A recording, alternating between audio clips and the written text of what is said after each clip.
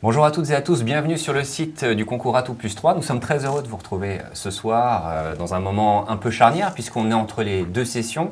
La première session s'est terminée il y a quelques semaines, quelques jours. Enfin, elle s'est terminée. La prochaine va bientôt arriver. Les inscriptions sont encore pour quelques jours, 6-7 jours je crois, parce que c'est jusqu'au 9 avril. Donc vous êtes ici peut-être avec beaucoup de questions et pour vous aider et avoir quelques réponses précises pour essayer de vous détendre peut-être et de vous renseigner tout simplement. Je reçois trois invités.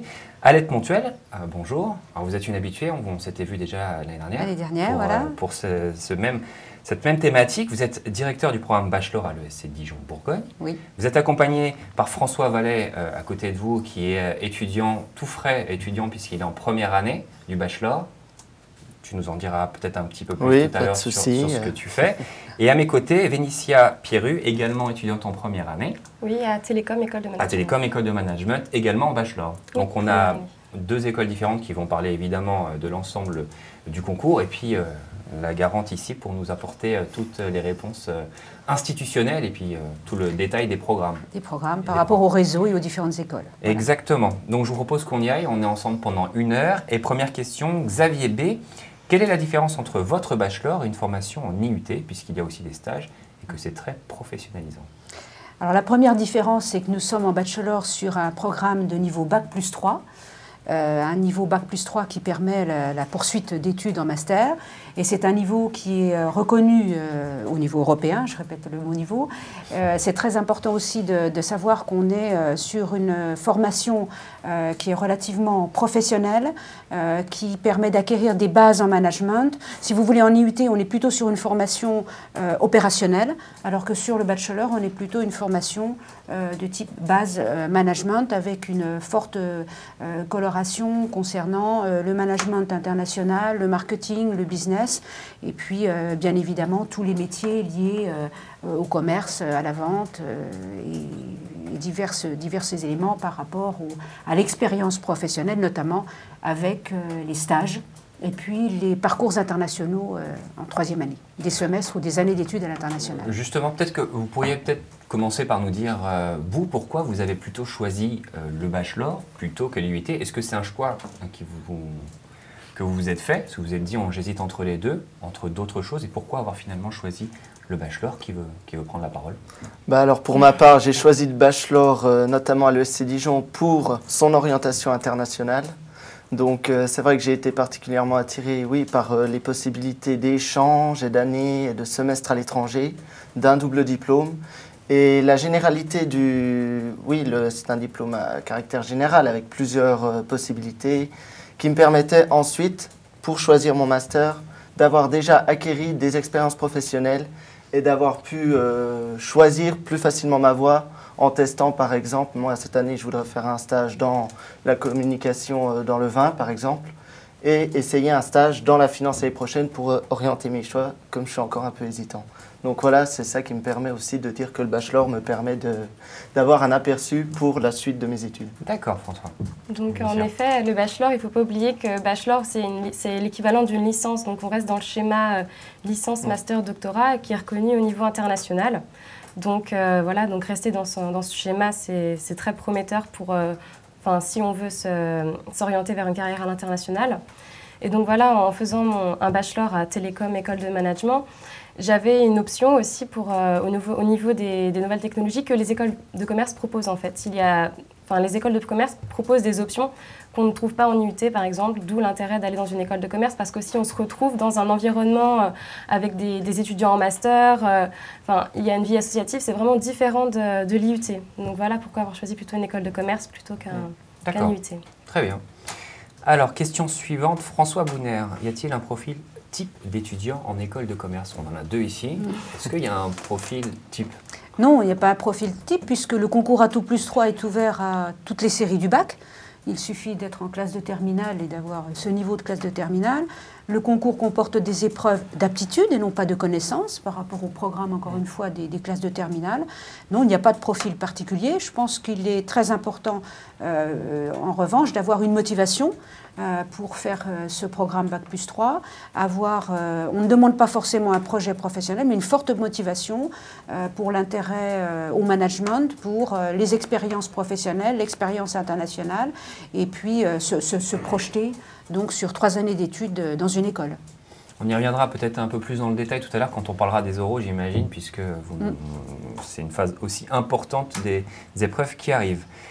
Julien Bosson, le niveau d'admission est-il très élevé? Je suis un élève plutôt moyen, est-ce que j'ai mes chances? Encore une fois, comme je le disais juste à l'instant, donc ce sont des épreuves d'aptitude. Tout élève de terminale qui est capable de faire un dossier de synthèse pourra passer l'épreuve de synthèse. Un élève qui a même l'épreuve de logique et d'ouverture sur le monde, ce ne sont encore une fois, pas des questions par rapport au programme de terminale, ce sont des questions de connaissances générales, des questions de logique arithmétique, logique verbale. Donc, on ne demande pas un niveau scolaire absolument élevé avant de passer les épreuves du concours, que ce soit les épreuves écrites ou les épreuves orales d'ailleurs. Bénicia, vous en avez pensé quoi de ce niveau ouais. Ça vous a paru difficile? Donc en fait, j'ai préparé le concours, voilà, j'ai fait des annales, des choses comme ça. Et puis, c'est vrai que c'est un concours qui demande un petit peu de préparation, mais il ne faut pas voir ça comme quelque chose d'insurmontable. Il faut le prendre avec du recul et il faut se dire, bah voilà, je sais ce que je veux, je vais y aller, je vais le préparer et puis voilà. Donc ça vous a paru accessible. Voilà. François également. Oui, pareil, j'avais des lacunes par exemple en allemand, mais bon, on sait que la LV2 est pris, les points de la LV2 ne sont pris qu'à partir au-dessus de la moyenne. J'ai malgré tout travaillé cette lacune. Ensuite, les autres épreuves, c'est vrai qu'avec les journées de préparation, ça nous a permis c'était un gros plus pour nous, d'avoir l'aide et le soutien de créateurs et de correcteurs du concours qui nous expliquent la méthodologie pour chaque épreuve, comment, par exemple, réaliser une synthèse. Et c'est vrai que c'est un gros plus, donc j'encourage vraiment les internautes et les futurs candidats à participer à ces journées. Et c'est vrai que voilà, c'est un concours très accessible, comme je le dis, à tous les lycéens motivés.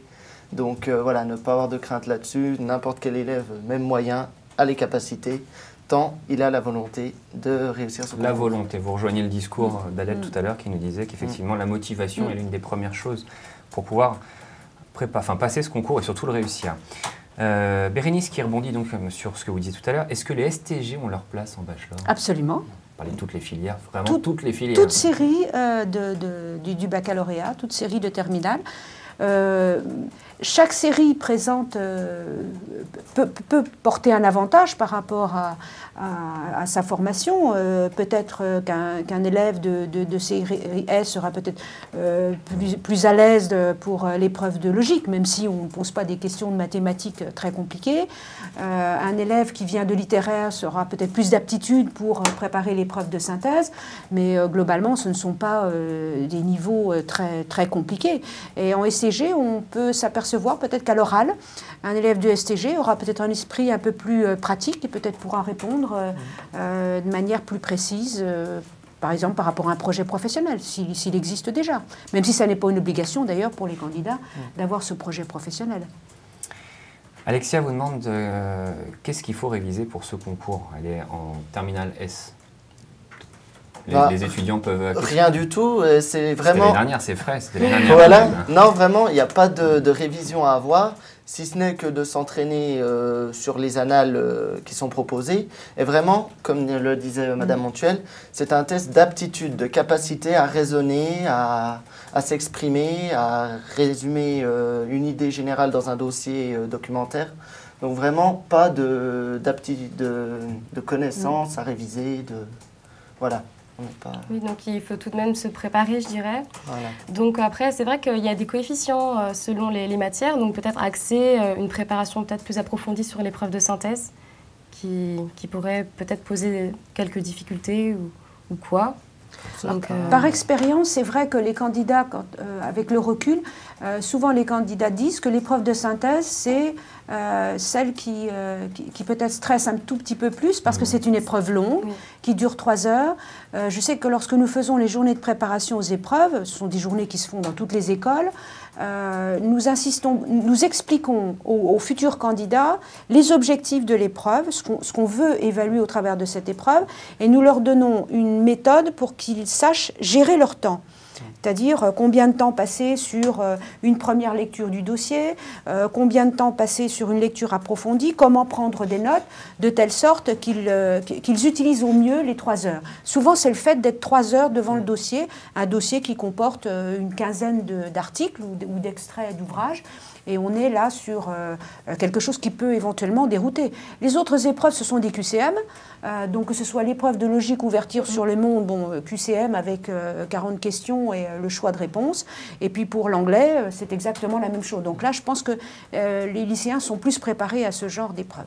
En tout cas, il y a donc, en résumé, 2 possibilités. Les journées d'entraînement, donc de préparation dont vous venez de nous parler, et les annales qui sont disponibles également sur le site. Exactement. Pour qu'on puisse retrouver les examens des années Voilà, donc les candidats retrouvent les épreuves avec des corrigés ou en tout cas un guide, parce que nous n'avons pas de candidats stéréotypés pour l'admission, donc ce sont des guides de correction, des exemples de solutions en dehors des QCM, je pense à l'épreuve de synthèse.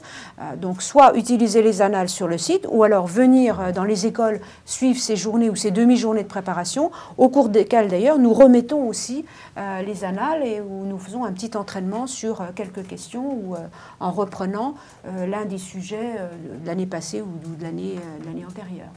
Il y a encore quelques journées possibles. Alors, pour les journées de préparation, bon, à Dijon, c'est samedi matin. Il faut bien regarder sur le site, puisque sur le site, toutes les écoles indiquent la date de la prochaine journée de préparation. Alors, prochaine question. Chris, y a-t-il une limite d'âge pour tenter le concours? J'ai 23 ans et me suis un peu égaré dans mon parcours. Alors techniquement, la limite d'âge, c'est 26 ans pour des questions de limite d'âge pour l'alternance, donc pour les écoles qui font l'alternance. Donc là, non, il n'y a pas d'impossibilité pour cet âge-là. Oui, il y a 23 ans, il n'y a pas de souci. Sophie de B, quel conseil pouvez-vous...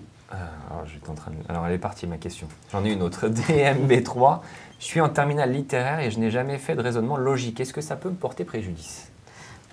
Alors, le raisonnement logique, il y a des questions de logique numérique, donc des questions de logique verbale, c'est-à-dire déterminer l'intrus, continuer une suite de mots. Pour tout ce qui est plutôt à caractère mathématique, ce sont plutôt des questions d'arithmétique, des questions de calcul de moyenne, par exemple, calcul de prix TTC ou de retrouver un prix hors taxe. Donc, ce sont plutôt des questions de vie pratique. Et puis, la moitié du QCM est aussi réservée aux questions de culture générale sur le monde contemporain. Et je pense que là, ceux qui sont en série littéraire sont peut-être plus avantagés de par l'ouverture sur le monde qu'ils peuvent avoir grâce à leur lecture. Yanis93, auriez-vous quelques conseils pour moi en vue de réussir cette épreuve de synthèse? Il faut suivre un plan thématique en 3 parties comme on a appris au lycée? Oui, l'expérience du lycée est tout à fait intéressante. Pour ceux qui n'ont pas cette expérience ou qui n'en ont pas le souvenir, comme je l'ai dit tout à l'heure, la question est de savoir bien organiser son temps, bien repérer déjà la thématique du sujet en survolant les différents documents qui sont fournis pendant l'épreuve, repérer les mots-clés.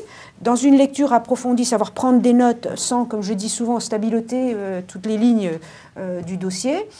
Et ensuite, on demande de construire une synthèse, en général en 2 ou 3 parties. On n'impose pas 2 ou 3 parties, tout dépend de la thématique.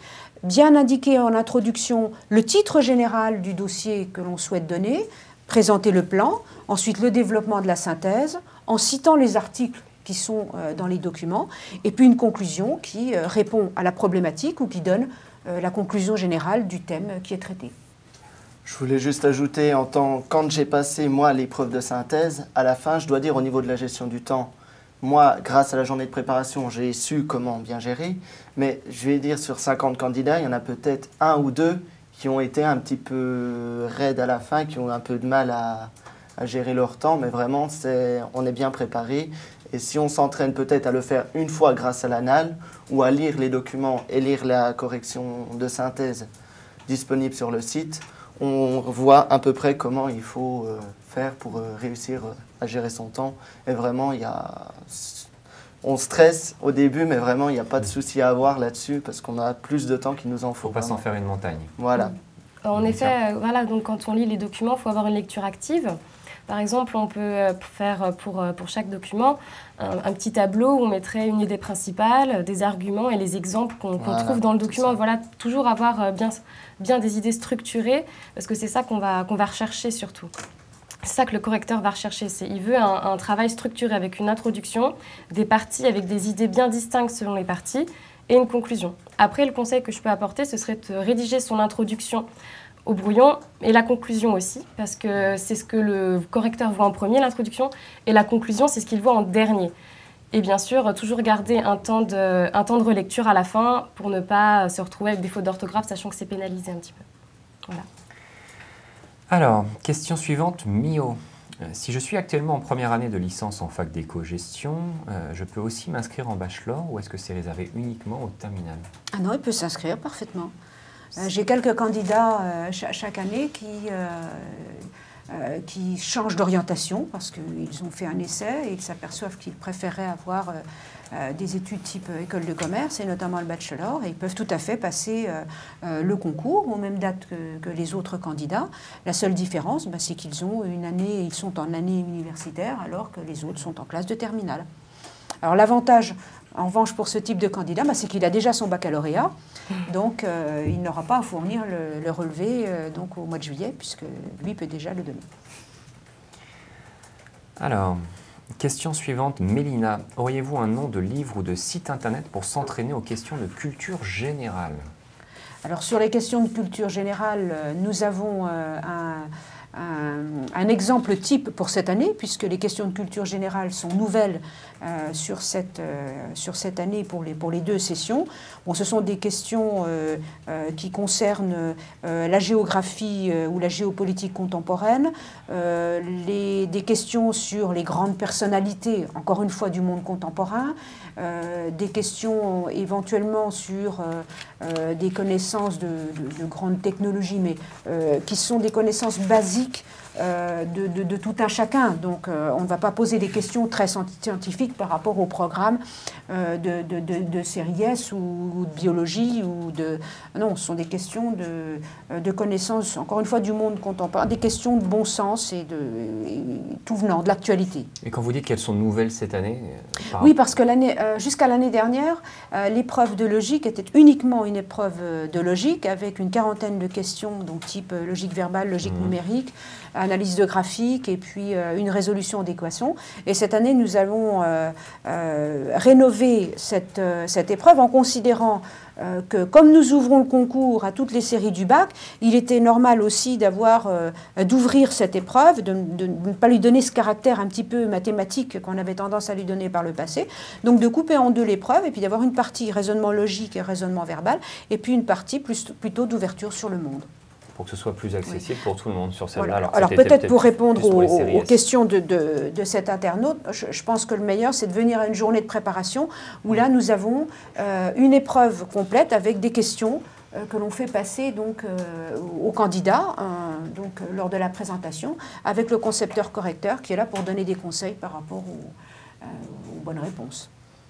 Je pense aussi que sur le QCM, les candidats peuvent s'aider aussi par rapport aux 4 réponses qui sont proposées dans le QCM. Oui. Ça peut aider dans certains cas. Je ne sais pas si vous avez procédé comme ça. Oui, des fois on était un peu perdu. Par exemple, pour un taux de variation, il suffisait d'essayer des réponses et on trouvait la bonne par élimination. Non, vraiment, il n'y a pas de souci. Même quand on est hésitant ou quand on ne sait plus, il y a toujours moyen de trouver par élimination la réponse correcte. Et de toute façon, c'est vraiment s'il y a des questions mathématiques, c'est des mathématiques de base. Il n'y a pas de souci à avoir là-dessus. Et ensuite, la logique, il y a beaucoup de questions. Oui, trouver la suite logique de cette suite ou ou bien on peut s'en sortir. Voilà. Il y a toujours un moyen de s'en sortir. En préparant un minimum, enfin, c'est toujours les mêmes principes qui reviennent en fait. Voilà, je crois qu'effectivement, il faut repérer le type de questions. Oui, voilà. C'est ça. Et lors des journées de préparation, en général, dans les diaporamas, on leur dit, voilà, type de questions 1, 2, 3, 4, et on passe en revue tout ce qui est passé. On fait un résumé de toutes les annales, et on dit, voilà les types de questions. Par exemple, systématiquement sur l'épreuve, on a maintenu une analyse de graphique. Ouais. Bon, une analyse graphique, on lit les abscisses, on lit les ordonnées, on perd la période, etc. On peut répondre facilement. Système d'équation, c'est à deux inconnus, c'est pas. Et puis on peut tester la réponse avec en utilisant les propositions A, B, C ou D. Puis pour le reste, c'est vraiment des questions encore une fois, de vie pratique. Non, et puis aussi, il faut répondre à toutes les questions parce que les questions ne sont pas, les mauvaises réponses ne font pas perdre de points. Donc dans tes agences. Si on ne sait pas, ah oui, voilà, on peut même jusqu'à tenter un peu, d'accord. Si on est joueur. Alors Timothée, en quoi consiste l'oral du concours? Est-ce que c'est un entretien avec un jury? On en parlait tout à l'heure, on y vient, l'oral. Oui. Alors l'oral est très important, donc je rappelle qu'il y a un jury d'admissibilité après les écrits. Les candidats sont déclarés admissibles pour les épreuves orales et en général dans la plupart des écoles c'est l'oral avec l'entretien qui représente le plus fort coefficient et qui est déterminant pour le résultat final, pour l'admission. Lors de cet entretien, je dis toujours aux candidats ce que nous recherchons, c'est déjà apprendre à connaître le candidat pour repérer ses qualités, ses particularités, et deuxièmement, repérer sa motivation, d'une part pour suivre des études dans une école de management, mais aussi dans l'école qu'il aura choisie par rapport à un projet particulier, que ce soit l'international, le marketing, business ou une autre option, en fonction de ce que propose chacune des écoles du réseau. Je reviens aussi sur l'entretien de motivation, qui est primordial, en tout cas à l'ESC Dijon. Je pense que c'est pareil dans les autres écoles. Et donc, quand on arrive, on nous demande de remplir un petit CV avec nos hobbies, nos activités passées, professionnelles et non associatives. Voilà, si par exemple, et ne pas essayer de gonfler ce CV, par exemple dire je lis le Figaro tous les jours, parce que par exemple, on pourra vous amener à dire quel était l'article sur la première page ce matin, et là, si vous avez dit ça et que vous l'avez lu en fait qu'une fois il y a un an, bon ben voilà. Faut pas survendre, faut pas essayer d'en faire trop. Il faut venir soi-même avec ses qualités, ses défauts, bien sûr mettre en avant ses qualités, mais surtout sa motivation. Enfin, si on est capable d'expliquer ses défauts, pourquoi pas? Voilà. L'important, c'est l'explication, c'est l'échange. C'est être naturel, je dirais presque authentique. Ce qu'on va essayer de repérer aussi, c'est l'ouverture du jeune homme ou de la jeune fille, savoir s'ils sont capables de travailler en groupe, s'ils ont envie de connaître l'entreprise, s'ils ont déjà...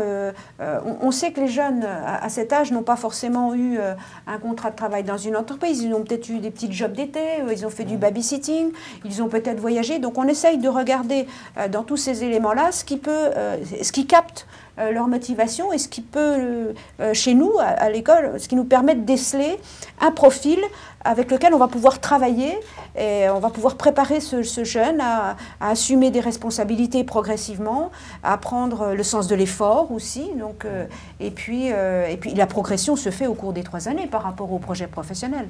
Il y a une question qui rejoint un petit peu la réponse que vous faites, François, qui dit « Pour l'oral, j'ai lu qu'il faut présenter une de nos passions.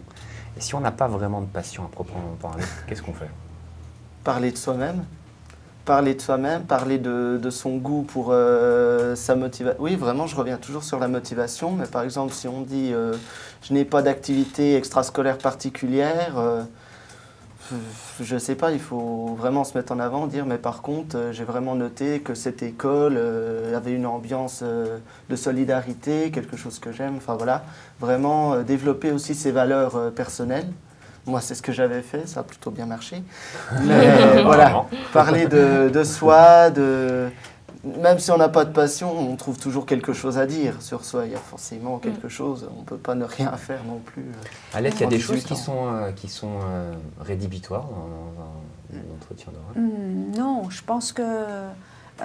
c'est vrai aussi que les membres du jury aident le candidat parce que moi je me rends compte, enfin mes collègues des autres écoles me le disent aussi, c'est que souvent on a en face de nous un jeune qui n'a jamais passé d'entretien de motivation, qui arrivent la première fois dans une école de management, qui est un petit peu déstabilisée. Alors, comme le disait François, bon, ils remplissent un petit CV, et si on voit que le jeune ne sait pas par où commencer, on va lui dire, bon, alors dites-nous, vous venez de quel lycée, de quelle série, est-ce que vous faites du sport, qu'est-ce que vous aimez, est-ce que vous aimez le cinéma, la lecture, puis on tire les fils. Et puis on regarde au fur et à mesure. Alors effectivement, si le jeune n'a pas forcément une passion extraordinaire pour quelque chose, un hobby tout à fait particulier, on va toujours repérer au travers de ces différents éléments l'ouverture sur le monde, l'ouverture sur les autres, une prise de responsabilité. Puis le dernier ressort, c'est comme le dit François, on pose systématiquement la question, mais comment en êtes-vous arrivé là aujourd'hui ? Comment vous avez fait par rapport au lycée, comment vous avez fait votre choix de poursuite d'études par exemple, est-ce que vous avez fait des choix sur admission au post-bac? Est-ce que vous avez tout de suite déterminé une école? Ou comment vous avez appris à connaître les écoles de commerce? Est-ce que vous êtes venu aux journées portes ouvertes? Est-ce que vous êtes venu dans des salons? Et petit à petit, au travers de ce que va nous raconter le jeune, on va bien repérer le chemin qu'il a parcouru. Et c'est là qu'on décèle aussi la motivation, encore une fois, même s'il n'y a pas une passion particulière pour la musique classique ou la peinture contemporaine. Hein. En effet, parce que l'entretien, avant tout, c'est une discussion ouverte avec le jury, et c'est aussi au candidat d'emmener le jury là où il veut l'emmener. Donc voilà, et puis il faut toujours rebondir, avoir des choses à dire. Et puis peut-être un petit conseil un petit peu spécifique pour les lycéens. Par exemple, parlez de votre TPE si vous en êtes fier. On va vous demander une expérience, qu'est-ce que vous a apporté. Enfin, est-ce que vous avez une expérience dont vous voudriez nous parler, excuse-moi. Vous pouvez parler du TPE par exemple. Enfin, voilà, vous dire que vous avez travaillé en groupe, c'est toujours valorisé, surtout quand on rentre dans une école de commerce. Voilà. D'accord. Bon, on est toujours sur l'entretien, enfin sur l'autre entretien, parce qu'il y a un entretien collectif. Alors, pas pour toutes les écoles. Quel genre de questions sont posées aux étudiants? Alors, est-ce que l'entretien, c'est variable par rapport à quoi? Alors, l'entretien collectif, on met les candidats par groupe de 6 ou 8. Les candidats sont autour d'une table et on simule une réunion de travail. Donc, ils ont un sujet à débattre, donc ils ont un petit temps de préparation. Et puis, ensuite, les deux membres de jury les observent en silence. Dans leurs débats, leurs échanges, et au bout de 35-40 minutes, les candidats doivent avoir produit quelque chose au tableau. Mais c'est surtout une observation. Comment l'idée, c'est quoi pour vous de déceler le candidat en situation? L'aptitude au travail de groupe. Et alors, pour cette épreuve, il ne faut pas forcément être un leader. On apprécie aussi les candidats qui peuvent être des facilitateurs dans le débat. On apprécie les candidats qui sont apporteurs d'idées. Et on aime bien aussi les animateurs, ceux qui vont relancer le débat quand ça peine un petit peu. Donc on peut trouver sa place en fonction de sa propre personnalité, quelle que soit la position. Pour être plus précis encore par rapport à la question, est-ce qu'il y a des questions posées ou est-ce que ce n'est qu'une simple observation de la part du jury? C'est-à-dire vous donnez un sujet, vous les regardez évoluer, ou est-ce qu'il y a à la fin, au bout d'un certain temps, des questions? On donne une thématique. Alors en général, ce sont des thématiques liées à la vie de lycée. Je me souviens d'un sujet où on leur disait « vous organisez un voyage pour votre classe ». Donc, comment vous y prenez-vous? Et puis, on donne éventuellement 2 ou 3 précisions. L'école vous finance à hauteur de temps où ce voyage doit se dérouler en Europe. On observe l'ensemble des candidats et on arrête au bout de 35 minutes et c'est terminé. On ne pose pas de questions. Et on regarde simplement, nous, membres de jury, ce qui a été produit au tableau. Et on a une fiche de notation pour chacun des candidats. Et on note chacun des candidats et on regarde aussi la production globale. D'accord. Vous avez fait chez l'un et l'autre l'entretien collectif? Oui, on était 8 et notre thème c'était, si je me souviens bien, les jeunes ne lisent pas assez de poésie et de philosophie. Vous êtes au ministère de l'Éducation, vous devez produire un projet pour les inciter à plus lire ces genres de lecture. Et donc on a apporté chacun des idées intéressantes, par où prendre le problème. Donc, et chacun apportait des idées différentes Et à chaque fois, on se rejoignait et donc on mettait sur le tableau, donc par exemple, inciter les parents à faire lire, enfin, prendre les problèmes dans les écoles et enfin produire à la fin une idée. Alors, donc voici comment on va s'y prendre et à la fin, présenter un projet.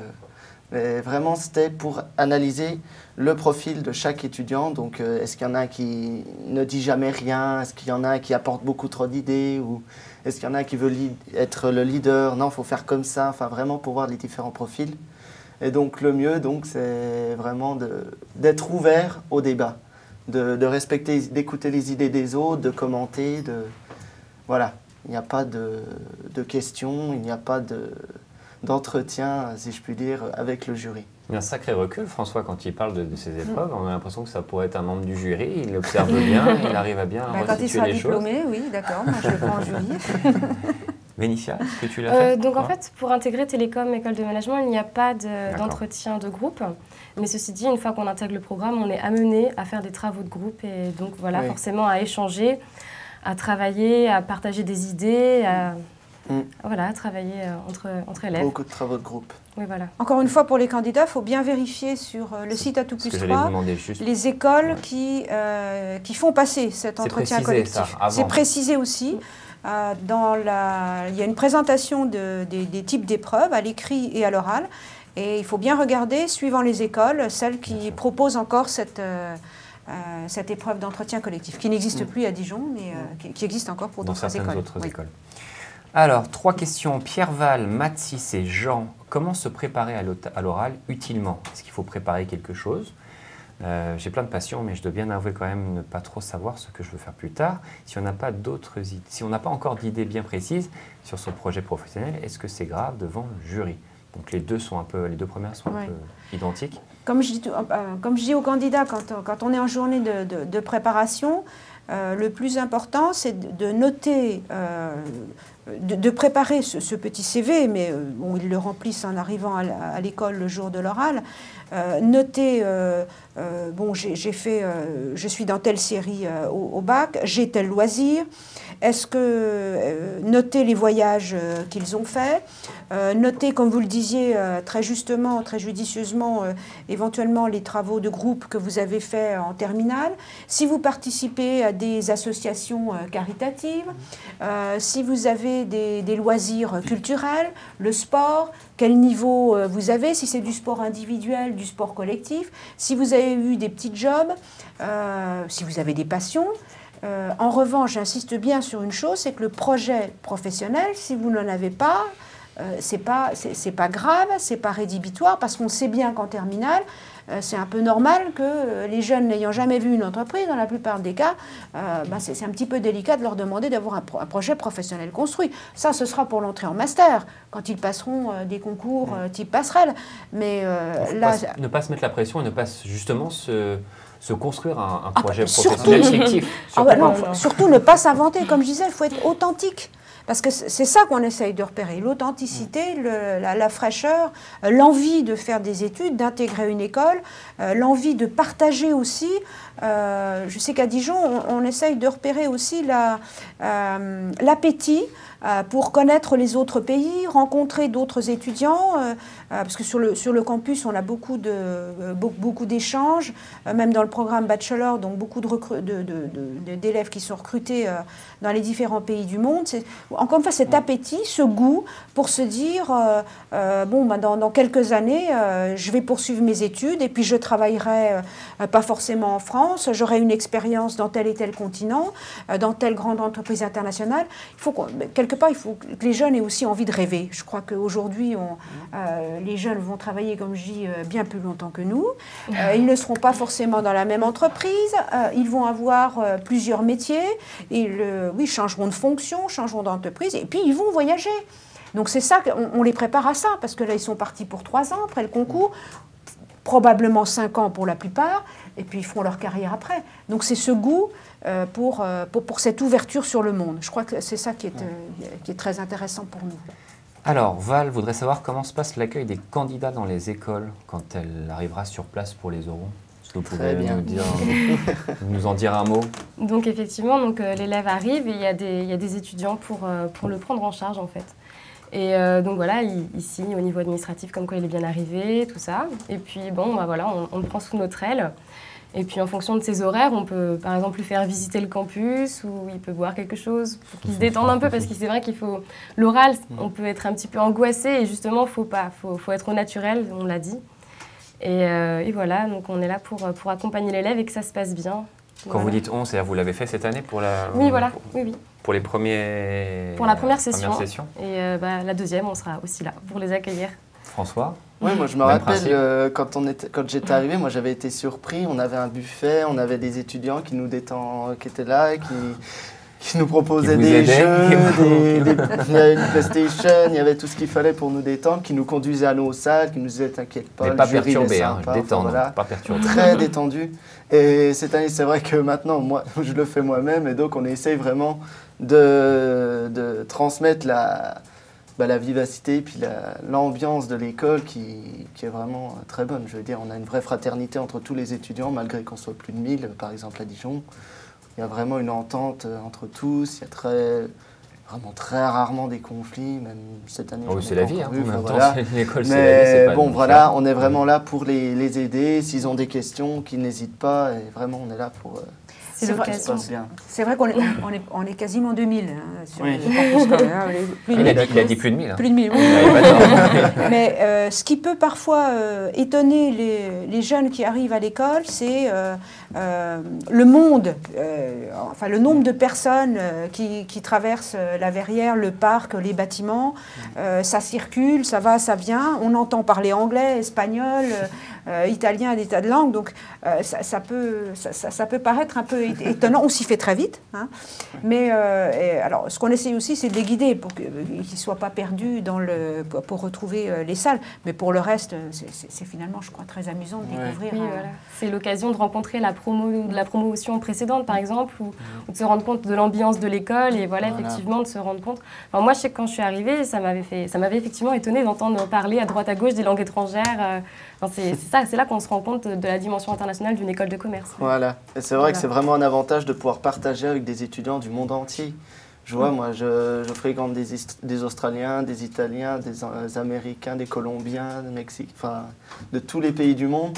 Et c'est vraiment une possibilité, chacun nous parle de son pays et de pouvoir découvrir ce pays, se dire par exemple, tiens, j'irai bien dans ce pays-là, donc on peut demander des soutiens, enfin voilà. C'est vraiment un et des gens aussi de la France entière. Ah oui, aussi. Avec des accents différents, des manières de parler différentes aussi, c'est les deux. Est-ce qu'il y a une tenue correcte exigée pour le jour de l'oral? Alors je plaisante parce que quand les candidats viennent aux journées de préparation, je dis aux jeunes filles, bon alors tailleur Chanel et les jeunes smoké chinois. Naturel, bon évidemment... Je dis toujours, n'allez pas acheter quelque chose de particulier pour les oraux. Prenez une tenue correcte dans laquelle vous vous sentez bien. Mais je dis, pensez à mettre un petit veston. Pourquoi? Parce que quand on endosse le veston, systématiquement, on a les épaules un peu plus droites, ça nous donne un peu plus d'assurance. Et en général, ça aide le candidat à mieux parler. Donc, naturel... voilà, pas en survêtement, quoi. Et puis éviter la casquette, c'est tout. Arrête sur de soi, voilà, c'est essentiel. Ouais, pas de dress code pour vous, vous êtes venu... Comme ça. Comme ça? La même tenue? La même veste. Venez comme vous êtes. Non, vraiment, c'est en plus la même veste. Alors, question de Maryse. Toutes vos écoles proposent-elles de l'alternance? Pas forcément. Donc à Dijon, nous proposons l'alternance en 3e année. Là aussi, pour plus de précision pour chaque école, bon, vous pouvez regarder sur le site de l'école, c'est précisé. Certaines écoles le proposent. Et l'idée de l'alternance, pour vous, l'intérêt? Alors l'intérêt de l'alternance, pour moi, il est triple. Le premier élément très important, c'est une longue expérience à Dijon, donc c'est sur la 3e année, pendant 1 an, la longue expérience en entreprise qui va être significative sur le CV.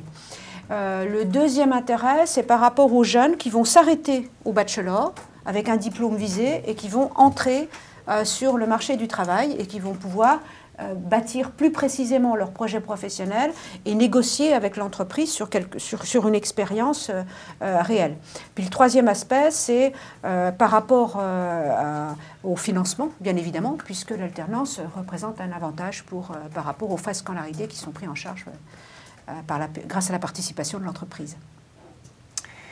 Aidez-vous les étudiants dans leur recherche d'entreprise, dans le cadre de l'alternance, ou faut-il s'y mettre avant la rentrée pour être sûr d'être pris? Non, parce qu'en fait, l'alternance, en général, dans les écoles, elle démarre en 2e ou 3e année. À Dijon, c'est en 3e année. Donc, quelle que soit l'expérience d'entreprise, c'est vrai pour les stages. Donc, on ne demande pas aux candidats d'avoir un stage avant d'arriver à l'école, puisque dans le courant de l'année, il y a des réunions d'information, il y a des ateliers. Dans l'école, il y a un service relations entreprises, un service stage qui aide les jeunes à préparer le CV, à préparer le choix de l'entreprise, le secteur d'activité. Ça se fait tout au long de l'année entre l'automne et puis le mois de janvier, février. Et puis on a les offres aussi qui sont sur le site de l'école grâce au service, encore une fois, relations entreprises et puis à l'espace carrière, comme nous l'appelons à Dijon. Donc la préparation au stage se fait pendant la première année, pendant la 2e année, pendant la 3e année. C'est exactement le système pour l'alternance. Dans le courant de la 2e année, très tôt, on commence l'information, la recherche d'entreprise, on présente les entreprises, parce qu'on a des entreprises aussi qui nous présentent des offres de contrat, et puis on procède par atelier. C'est-à-dire que les jeunes nous disent en 2e année, moi je suis intéressé par l'alternance, et ils suivent des ateliers progressifs au fur et à mesure de l'année. Donc ils préparent le projet, et, ils prennent des rendez-vous avec les entreprises, on les prépare aux entretiens, et puis ça suit son cours. Grâce à des personnes qui sont aussi dédiées au service de stage et au service scolarité. À Dijon en particulier, on a une personne qui est dédiée à l'aide des étudiants pour les stages, pour l'apprentissage et puis aussi pour les parcours internationaux. Est-ce que ça vous intéresse, François, de faire cette alternance plus tard, donc? Non, moi, étant en programme anglophone, c'est-à-dire que j'étudie tout en anglais, mon objectif est de partir préparer un double diplôme avec notre partenaire à Dijon, Oxford Brookes University.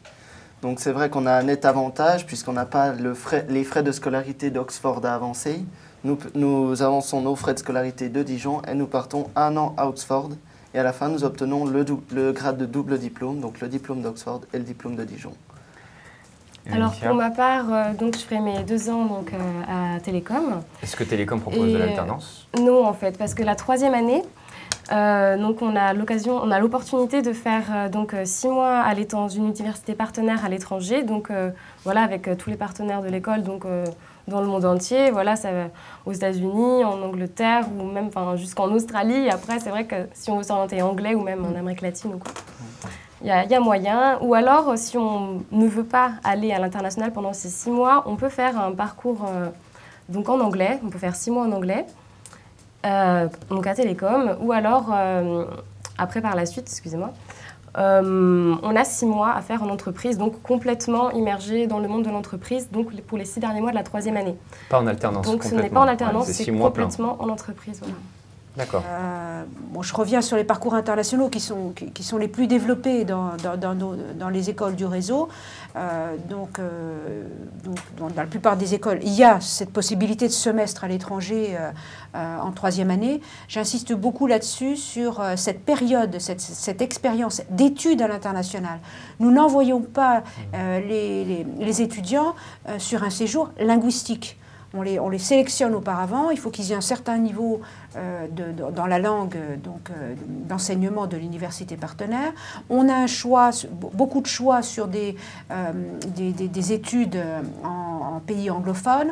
On a aussi des choix possibles sur les LV2. Je vois à Dijon, on a 23 partenariats, que ce soit aux États-Unis, au Canada, au Mexique, donc en Asie, on a partout en Europe des doubles diplômes.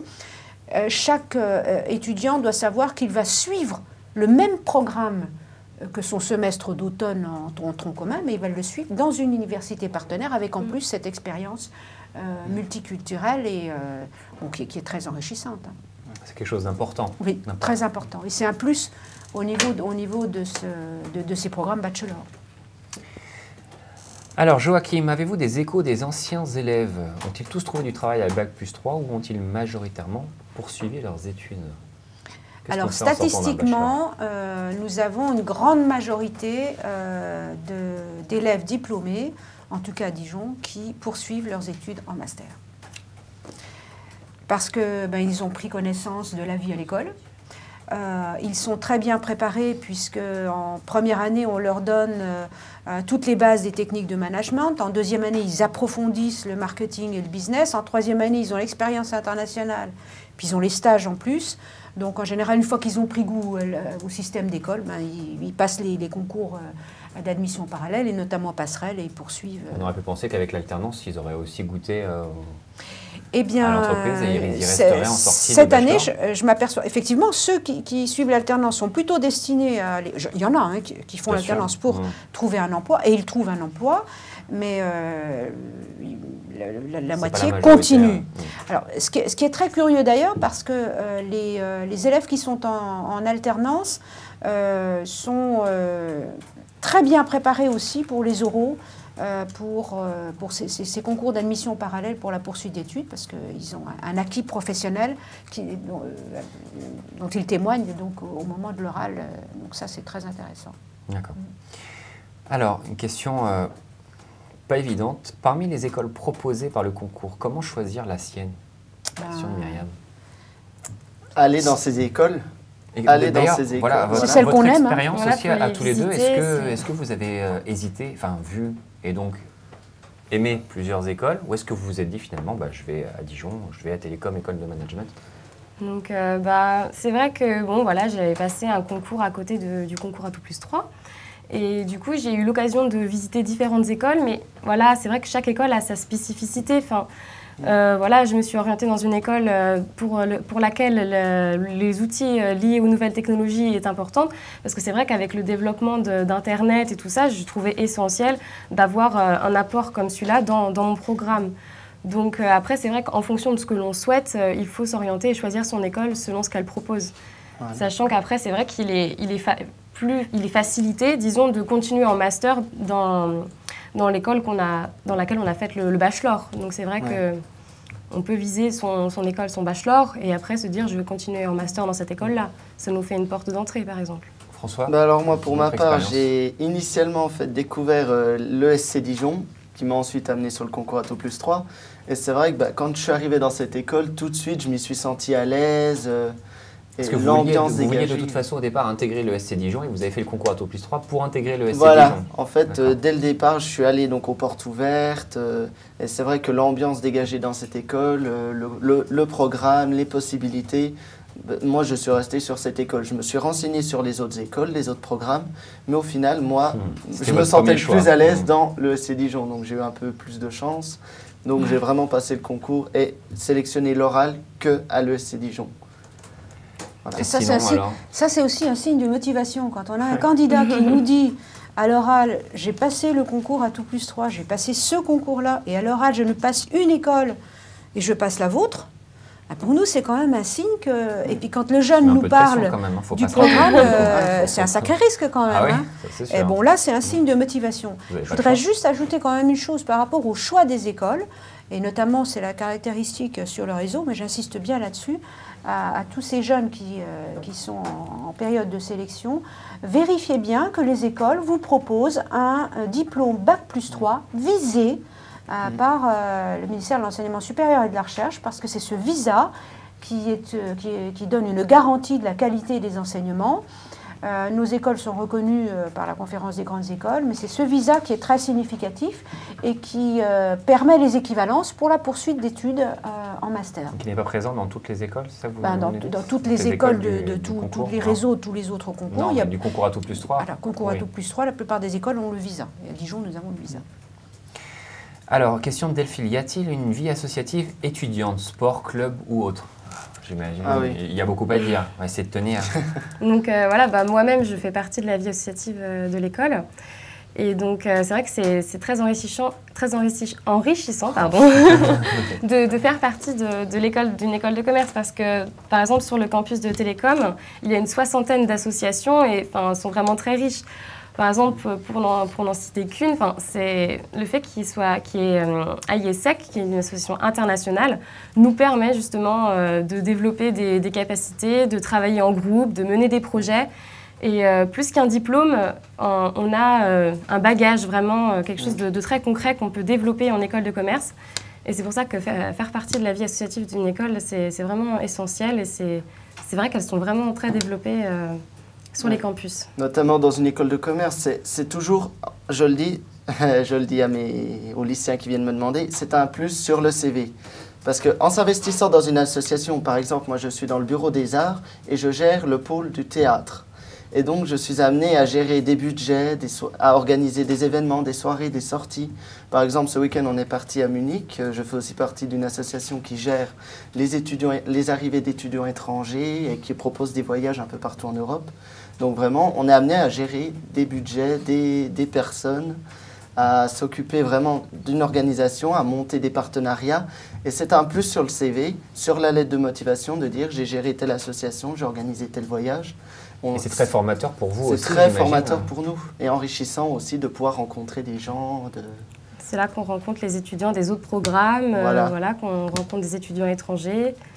Donc sur chaque campus, évidemment, pour vous deux, ça a été quelque chose d'important et vous avez sur vos deux campus. Essentiel et ça prend beaucoup de temps dans nos emplois du temps, on va dire, mais c'est un plaisir de pouvoir sortir de cours et de se dire, allez, ben maintenant j'ai un cours de théâtre, j'ai un cours de sport, et de pouvoir rencontrer, oui, vraiment des gens. C'est un plus, c'est vraiment un plus. Et ceci dit, dans notre semaine, on a du temps qui est accordé pour qu'on s'implique dans les associations. Par exemple, nous, c'est le jeudi après-midi et réservé aux associations. Nous, c'est réparti sur la semaine. D'accord. Ou le soir aussi.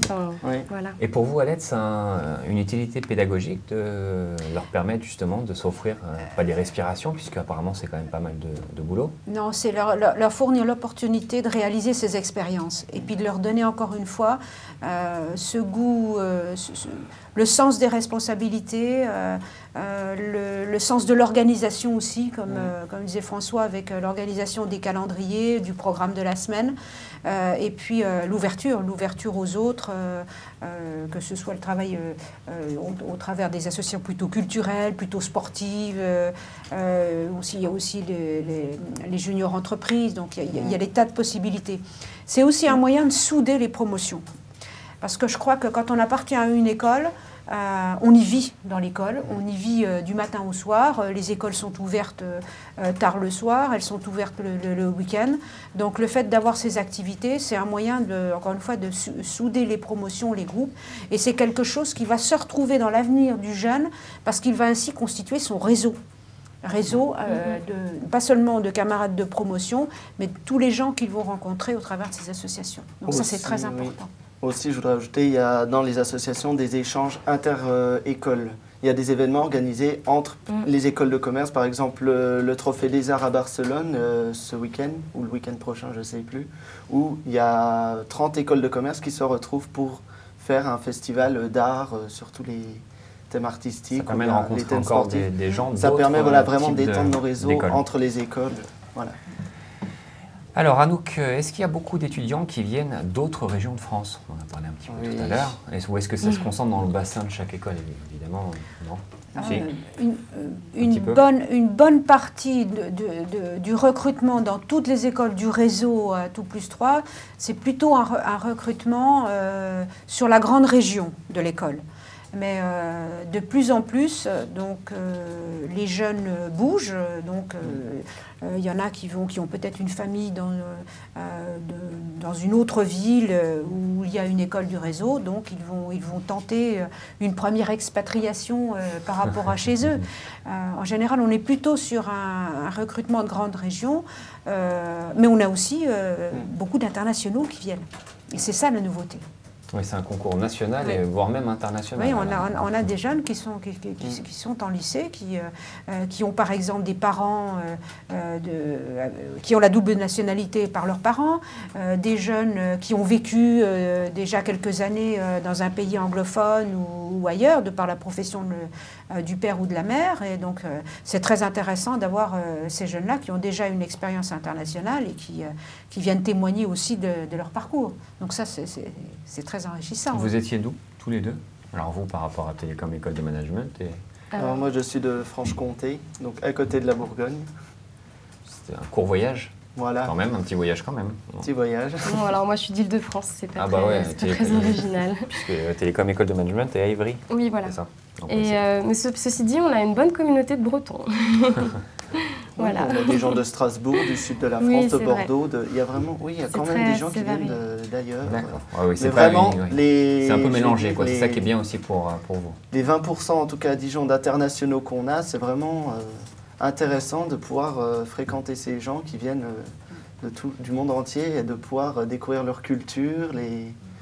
D'ailleurs, c'est vraiment enrichi par certaines associations de l'école. Oui, des associations justement qui promouvoient l'échange avec les personnes qui viennent de l'international, parce que des fois, elles ne parlent pas forcément français à leur arrivée, alors c'est bien de les rencontrer, de les mettre à l'aise et de partager avec elles des repas, des choses comme ça. L'intégration est très importante. Je crois que c'est peut-être aussi l'opportunité de la filière anglophone, de pouvoir avoir ces jeunes qui viennent suivre les études complètement en anglais, de la première à la troisième année. Et c'est vrai que c'est un plus pour certains candidats qui ne veulent pas perdre cette expérience de la langue. Alors, il nous reste quelques minutes. Anadolu, combien de temps après les... Anadolu, c'était son pseudo. Combien de temps après les épreuves écrites sait-on si on est admissible aux oraux? Alors, après les épreuves écrites, il y a 2 ou 3 semaines de correction avant le jury d'admissibilité. La date précise du jury d'admissibilité est notée sur le site @tout+3. Et puis tout de suite après, on peut s'inscrire pour les épreuves orales. D'ailleurs, je crois il me semble, si je ne me suis pas trompé, écrit le 24 avril, résultat le 13 mai. Voilà.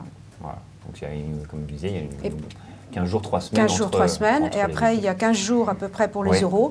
Et après, le jury d'admission tout de suite. Et puis, 22 mai au 1er juin pour les oraux. Résultat le 5 juin. Le 5 juin, vous savez si... ça va vite. ça va très vite. Alors, Geoffroy, quels sont les débouchés à la sortie de votre école? Alors, votre école au sens large, peut-être. L'école de commerce, qu'est-ce qu'on peut faire quand on fait les... Déjà, à la sortie du bachelor, nous avons des offres d'emploi des entreprises qui recrutent des commerciaux, beaucoup de PME, PMI qui exportent et qui cherchent des bons commerciaux formés au management, parce que ce sont des jeunes qui, après, vont monter très vite dans la hiérarchie de ce type d'entreprise. Et puis, globalement, nous avons également la moitié des offres qui sont plus des postes de marketing, communication. En tout cas, pour Dijon, pour le niveau bachelor. Après, si on parle des débouchés par rapport au master, comme dans les autres écoles, ce sont des postes d'encadrement dans le management, dans le business.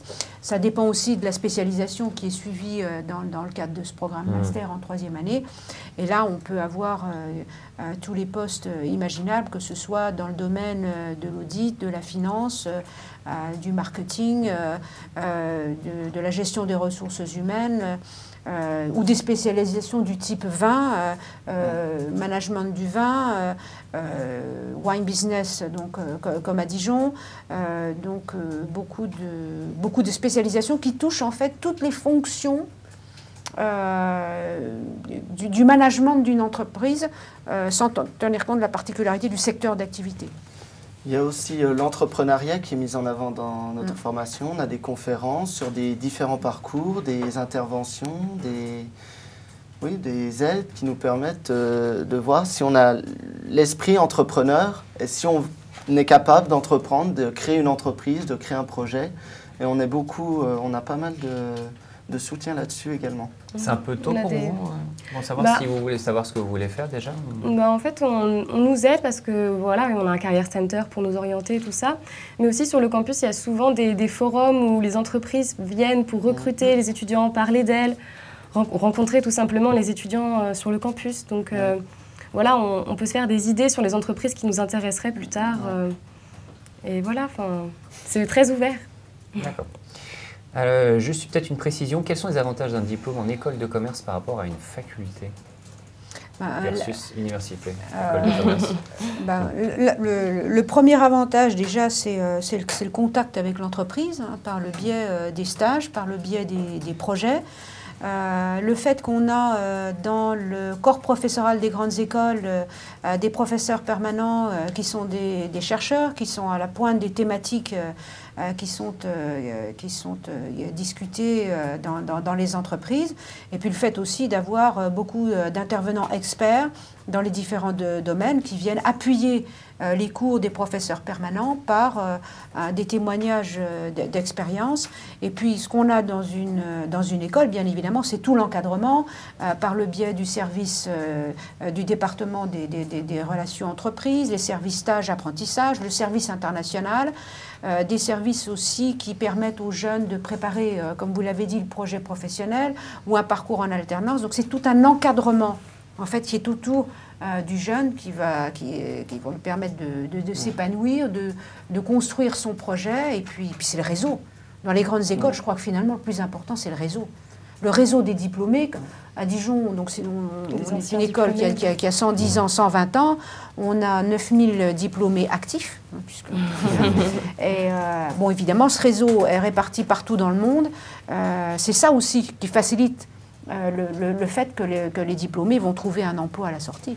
Il y a aussi les possibilités, parce qu'on est beaucoup amené à faire des petits travaux de groupe dans nos cours et à faire des études de cas, des études d'entreprise, des études de marché, ou d'étudier une entreprise en particulier. Ça nous permet aussi donc vraiment de découvrir comment fonctionne l'entreprise, comment elle est disposée à subvenir à nos besoins et vraiment de pouvoir étudier tout type d'entreprise dans tous les domaines et de se dire par exemple un jour en travaillant sur une telle entreprise, tiens c'est une entreprise intéressante et après de pouvoir plus s'orienter. Donc ça amène toujours la curiosité qui est vraiment un point important dans notre cursus. Alors on arrive au terme de cette heure de dialogue. Merci à tous les trois déjà dans un premier temps. Puis avant de se quitter, peut-être juste une petite conclusion, chacun un petit mot pour les candidats, parce que c'est bientôt la fin. On va commencer par Vénitia. D'accord. Donc voilà, donc c'est vrai que le concours, voilà, il faut l'appréhender avec... sans stress, surtout, il faut être soi-même et puis voilà, il faut donner le meilleur de soi et montrer vraiment qu'on est motivé pour intégrer l'école qu'on a choisie. Voilà. Donc pour ceux qui sont encore hésitants sur l'école, allez les visiter, appelez-les et n'hésitez pas à demander de l'aide aux étudiants présents, ceux qui sont chargés de la communication et même si vous voulez demander leur Facebook pour leur poser des questions. Nous, à Dijon, on le fait. Voilà, n'hésitez pas à venir vers nous, on est là pour vous aider. On est passé par là, nous aussi. Je crois que François a déjà dit beaucoup de choses. Si je peux me permettre pour les candidats donc, qui sont en train de préparer la dernière ligne droite, renseignez-vous sur l'école, soyez curieux par rapport au programme, aux spécificités, pensez à l'international, pensez à un avenir qui peut vous paraître lointain mais qui va vite arriver, l'expérience en entreprise, l'international, la qualité du diplôme, le visa que j'ai évoqué tout à l'heure. Et puis après ça, faites le bon choix par rapport à l'école que vous allez aimer. Je crois que c'est la visite de l'école et la rencontre des jeunes qui vont faciliter ce choix. Merci à tous les trois. Merci à tous les internautes d'avoir été présents ce soir. Donc je rappelle les dates. Importante inscription jusqu'au 9 avril, c'est mardi prochain, il ne faudrait pas trop tarder. Écrit le 24 avril, résultat le 13 mai, avec des oraux du 22 mai au 1er juin pour des résultats le 5 juin. Donc dernière ligne droite, et c'est bientôt la fin, bon courage et bonne soirée. Au revoir. Bonsoir. Bonsoir.